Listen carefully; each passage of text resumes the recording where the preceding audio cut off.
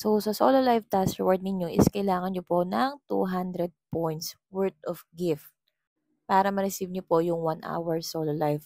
Pakatandaan nyo po yung mga tasking po natin kapag may nakikita kayong dalawang over, ibig sabihin po nun, income and hours po ang kailangan ninyo. And on our party live na 1 hour and 2 hours guys, wala pong needed na gift po doon. So kapag kayo po ay naka 1 hour or 2 hours sa CS po, you can claim automatically 1/6. This is valid from October 17 up to 23.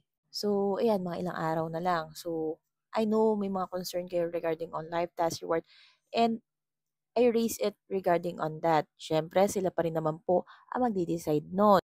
So, kung ano man po yung task reward natin, pag-igihan po natin at pagsumikapan po natin makaipon din po ng coins. Para na sa ganun, kung wala mag-gift sa inyo, is meron kayong pan-trade. So, paano nga ba makakuha ng gifter? Yung iba nakakuha ng gifter, even male user. Kasi maayos sila mag-live.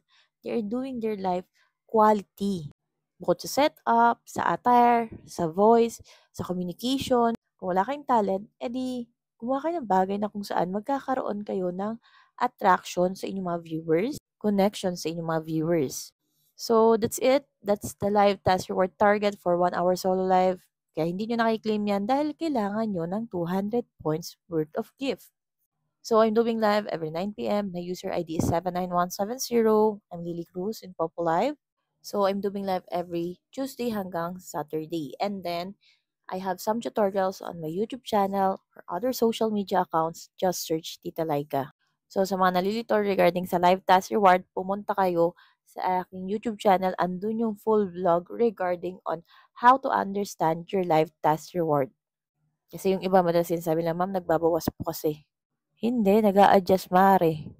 So, mas maganda na maunawaan ninyo yung 7 present days meaning at kung paano nga ba kwentahin yung live task reward ninyo.